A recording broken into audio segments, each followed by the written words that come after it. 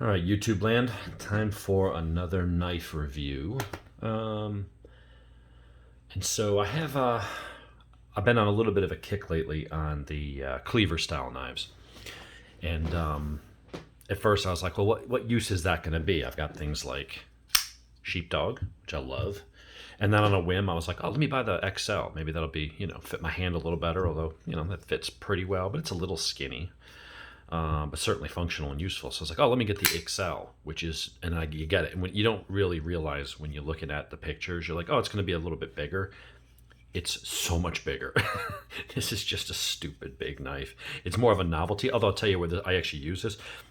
If I were to go camping or being out in the woods where I might actually have to hack at something, this thing weighs over half a pound. This is a big old slab of steel, carbon fiber-ish. I don't know if that's actually carbon fiber, but yeah, that's just a stupid big knife. And then there's this one, and then they make a mini. The mini's too small for my hands. And this one is almost big enough, like the blade is perfect, but the handle's a little small.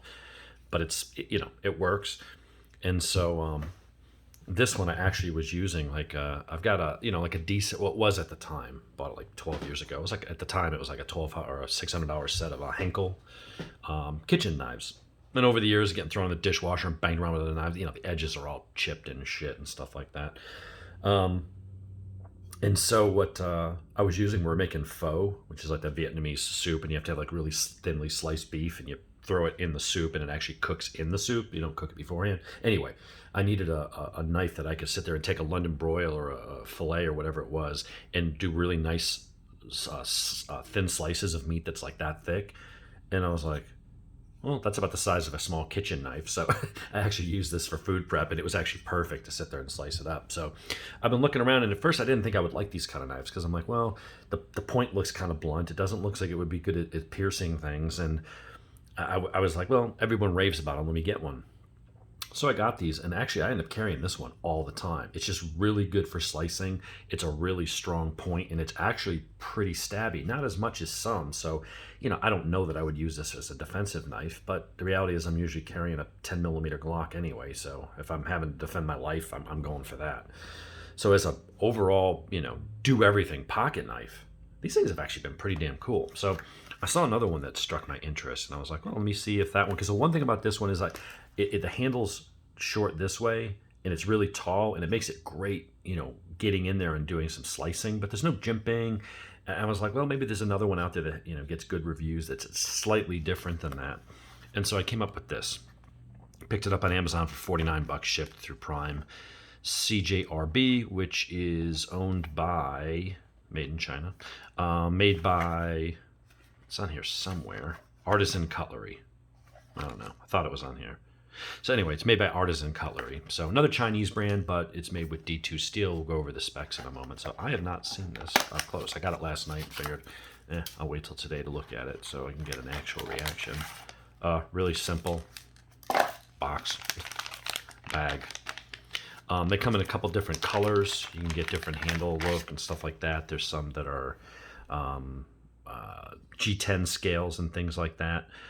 This one kind of looked just interesting to me. So this is carbon fiber, and that actually feels, see, on this carbon fiber, it almost feels, it's not rubbery, but I'm always curious if the carbon fiber is real or if it's G10 or something or some other material, it's like some synthetic material that's just pressed to give it that feel. I'll turn it that way so you can kind of see the texture, or if it's actually carbon fiber, because carbon fiber is, it's like carbon cloth, with strands that go, all directions like that. It's a piece of cloth, basically, but it's carbon. And it's embedded in resin, basically like an epoxy. And so I don't know if that's what that is, but this is like really shiny. That actually almost feels like it is actual carbon fiber. So flipper design, specs are a little over an 8-inch overall, 8 1/8. Blade length is 3.5. Cutting edge is 3.125. The blade width, which will be top to bottom, is 1.5. Thickness is 0.125. It is D2 steel. Well, some of them are and some of them are not. So I actually don't know. This one I think is not D2 steel. This one is that RPM 9. I guess it's a proprietary powder-based steel of theirs. It does have ceramic ball bearings. This one has the DLC coating, nice and slick. I like that they gave it the red little surround there on the pivot points. Pocket clip is tip up only, but it is reversible, so you can reverse that. Flipping action, ooh, that is nice. So this is straight out of the box. I actually just unboxed it, didn't look at it last night. The action on that is actually a little bit smoother. About the same. This one's also worn in though. So that one kind of flies out. This one I would say takes a little less effort, and the angle of that, it's a little smoother. It doesn't push into your thumb or your finger as much. This one's kind of wider. It's a little more obtrusive. So I guess these are the ones that we're going to compare side by side. It's a tiny bit longer, but it's shorter this way. So it's a little more pocket friendly. This is kind of wide. So it does take up quite a bit of room in your pocket. And I'll tell you, the one thing I don't like about this is great. I mean, this has got micarta handle. So when it gets wet, you got really good traction.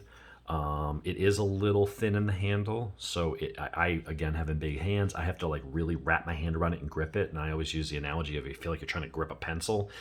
You know, it's kind of hard. It's easy for it to kind of move around, as opposed to something that's massive that just kind of locks in and that ain't going anywhere. So you got to find that Goldilocks, you know, and it really, there's not going to say one's better than the other. It really comes down to your hand. How does your hand fit this? So this one does have BD1 end steel, which is, you know, a decent, you know, it's not a super steel by any means, but, you know, it's a decent EDC steel. This one has their proprietary steel. It's supposed to be decent. Now, though, I was starting to say, the one thing that I don't like about this, doesn't seem to be a problem here, is unlocking. See how they bevel that edge, and it's really smooth. It doesn't bite into your finger at all, but it also doesn't stick out very much, and it's hard to actually activate it. You got to really kind of push your thumb in there in a lot of pressure to kind of get into that small space, and because your thumb wants to just slide off of that, because there's no jimping or anything on it, and it doesn't protrude much, it actually is a little bit of a pain. And after a while, like, your thumb starts to hurt, because you can see how my thumb is like misshapen there. You see that lump? That's from that edge pushing into my thumb, and you can see how it deforms your thumb for a minute. You have to put that much pressure on it. So that's my only complaint about this one, is that they don't have it. If it stuck out another millimeter, so you could catch it with more of your thumb, but all that pressure has to be on one little tiny edge, and you got to really push into there to get that to unlock, as opposed to this one, which, you know, is very easy. It sticks out a good bit more. Even though it's smooth, it's got that extra millimeter or so. This, it's hard to see because it's black on black. It's also smooth, but it's a lighter pressure, and maybe that's because the steel is just a little thinner, but that's definitely easier. Yeah, as soon as you take the pressure off, the blade comes off. So the difference between this side by side, we'll get rid of this stupid XL one because it's not really in the same category. But I will say that this one is a little bit wider in the handle. This one has drilled steel liners, and they're inset into that, which allows this to be thinner and cleaner. You don't see any metal there. It's just micarta all the way around, which visually looks nice. It's very comfortable. Here, having the liners, see if I can get the right angle there, you can see that, you know, it does make it wider. So, but it's all black, so it does kind of blend in, and visually it looks nice, but it probably doesn't look maybe as finished as that. This knife was also $30 more, so $30 isn't a lot, but proportionally that's, you know, a good step up in price, 50 to 80. But the point, if you look at the angle of the point, it's almost the same. So still fairly stabby. It's a nice, yeah, the blade geometry is not that different. I mean, it's shorter this way, and it's a little longer, which I think is good. It fits my hand a little bit better. No hot spot from that. That's fairly unobtrusive, so that's good. Your finger locks in there. Now, some of the differences, so blade shorter this way. It's still got enough of a belly to it to make it a really great slicer. It's got a high ground, so even though the blade is shorter this way, if you look at where the grind stops and then you've got the full width of the blade, this runs up almost to here. So this is actually kind of I think this may make a little bit of a better slicer. The blade is a little bit, not thinner at the up here, but it does go it is bevel, you know, the grind is almost up to the top, as opposed to here leaving a full 1/4 inch of the full thickness of the blade. You've also got a finger choil. So I can put that first knuckle in there, and I can choke up on that and use that, which is that for a heavy duty kind of slicing knife and getting in there and doing stuff. This one, you have to keep your finger all the way back. There's no, I mean, you could put it here, but it'd be very easy to move forward and kind of hit that. And you don't necessarily want to do that. So I think, as much as I like this, this might be a little bit better. So this is the CJRB Crag, and you can get them, and like I said, G10. There might be a micarta. There might be like a one-off version at Knife Center. Blade HQ might have their own version. I went for the all-black carbon fiber with the red accents. I just thought that looked really cool for just under $50 for a nice flipper action, nice handle. That's my perfect EDC knife. There's knives like the Elementum. I love the Elementum from Civivi, but it's just too small. Like I carry it sometimes, but I'm holding it like this. I can't get a full grip on it. This I can get a full grip. This I can get a full grip, but I have to really kind of squeeze my hand in on itself to grip it because it is narrower. And that difference, you know, you can see the handle's not massively bigger. The knife's not that much bigger, but it's just that little bit more to really give you something to hold on to. Now, I will say one thing, that while that works from a size perspective, this is very smooth. It doesn't have the texture of this, so I think this has the better grip. It would have been cool if they had like a black micarta or something with that blade, but I just wanted something different. I don't have a carbon fiber handled knife, so I figured, let me try that. Other than that big ass XL, which that actually has some texture, so I guess there is a way to do carbon fiber and still give it some of that texture. So these are all subjective. You might like one over the other. But this has been a good knife. I mean, it's a great slicer. It is pokey. It's just, it doesn't look like a lot of other knives. But then again, if you are poking or stabbing into something, you want a nice, supported tip. So while it might not be as good at that task, it will hold up a lot longer. I expect that to be a much more durable point. But yeah, so let's see. Is it sharp? We've got the newest edition of magazine here. So let's see, let's do this one. Yeah, and that one's been getting a lot of use. That one's sharp. The new guy, oh yeah. Very nice. Push cut. Let's see if I can get it without it folding over. See how it does it. It's just a simple push cut. Yeah, does a nice sharp push cut. This one. Yeah, turned a little bit there, but once it got started, yeah. Yeah. These are both pretty damn sharp right out of the box. So, but I thought these blades were going to be a novelty. I thought it was just, there's so many new knives coming out, and you got shows like Forge and Fire really sparking people's interest in blades and stuff over the last several years. And so people are constantly coming out with new designs, and it's like, oh, hey, let's build a folding cleaver. And you're like, well, okay, it's something different. Maybe they're just starved for ideas or for something new to market, because everything starts to look the same after a while. And I was like, well, is this really going to be that interesting? So I bought that, and I was like, this is like a really good pocket utility knife. Like, that's a heavy duty blade. You could really get in there and work on something. It's a great slicer. You can do food prep, cutting rope and stuff as a snap, because it's got a wicked sharp, high grind, flat grind blade. And other than the XL just being a little too big and goofy.